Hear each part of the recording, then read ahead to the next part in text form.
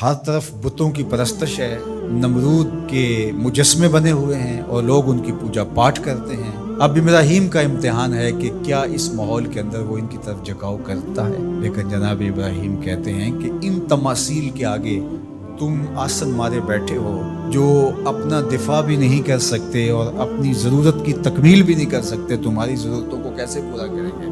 تو یہ میرے رب نہیں ہو سکتے۔ شمس و قمر کو، چاند کو، سورج کو، ستاروں کو پوچھتے ہو، اچھا یہ چاند، یہ ستارے رب ہے؟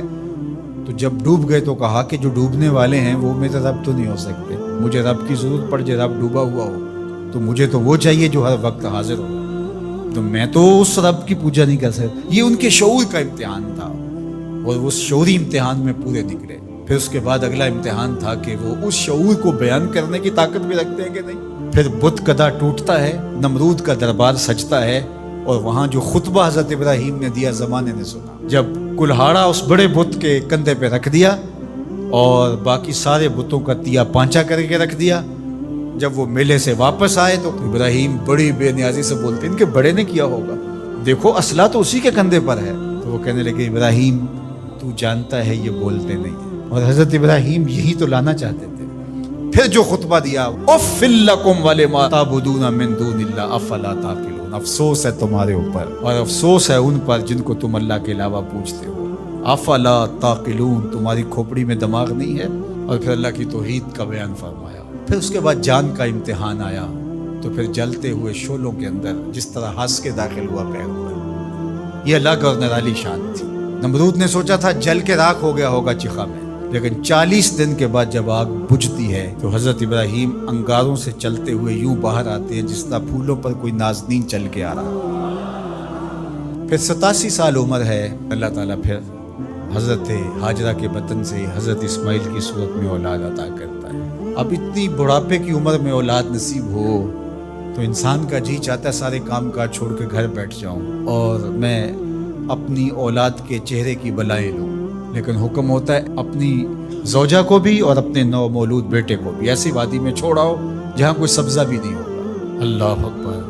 پھر اسماعیل علیہ السلام کی ایڑیوں کے رگڑنے سے زمزم جاری ہوتا ہے۔ اب ذرا دیکھیے، ایک ایسا امتحان آتا ہے، اگر کو ہمالیہ پہ بھی ڈال دیا جاتا اس کا پتا بھی پانی ہو جاتا۔ فلما بلغ معہ السعی، جب وہ ان کے ساتھ چلنے پھرنے کے قابل ہوا۔ ابراہیم علیہ السلام خواب دیکھتے ہیں، اور خواب کیا دیکھتے ہیں کہ میں بیٹے کو ذبح کر رہا ہوں۔ فلما اسلما، جب دونوں راضی ہو گئے، باپ ذبح کرنے پہ اور بیٹا ذبح ہونے پہ۔ اب باپ کی آنکھوں پہ پٹی بندھی ہے، ہاتھ میں چھری ہے، 100 سال کا بوڑھا باپ، جبل صبیر کا دامن منع کی وادی، کارکنان قضاء و قدر دم بخود ہیں، شمس و قمر، یہ منظر آج سے قبل انہوں نے نہیں دیکھا تھا، اور سورج بادلوں کی اوٹ میں منہ چھپانے کی کوشش کر رہا ہے کہ یہ منظر مجھ سے نہیں دیکھا جائے گا، حوروں کی چیخیں نکل رہی ہے، کائنات تھرا رہی ہے، مالک قیامت آنے والی۔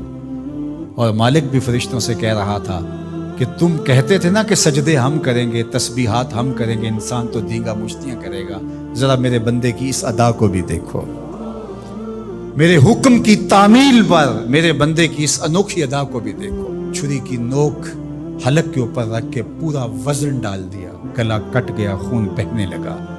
ابراہیم علیہ السلام ایک عجیب کیفیت میں، کیا کیفیت ہو سکتی ہے، میرے پاس تو لفظ نہیں ہے۔ اللہ اکبر۔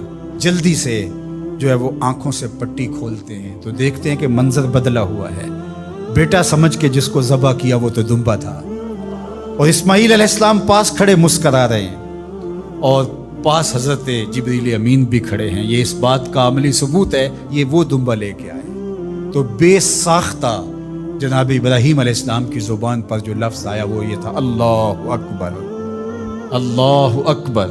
تو حضرت اسماعیل بولے لا الہ الا اللہ واللہ اکبر، پاس کھڑے جبریل بولے اللہ اکبر وللہ الحمد۔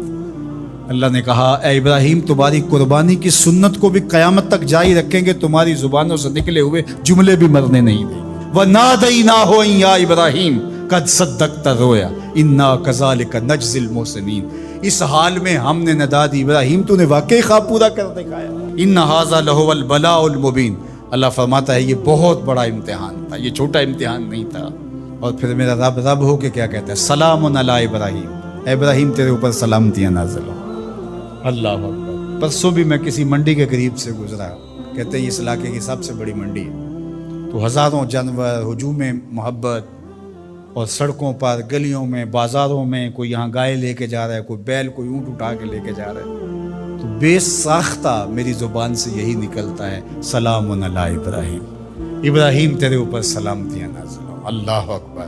اور اس قربان گاہ پر، جس قربان گاہ پر حضرت اسماعیل کو لے کر کے چلے تھے، منا کی وادی میں جبل سبیر کے پاس، وہاں 25 لاکھ حجاج جانور ذبح کریں گے، تو منا کی وادی اس گونج سے منور ہوگی، آواز آ رہی ہوگی سلام علی ابراہیم، ابراہیم تیرے اوپر سلامتی۔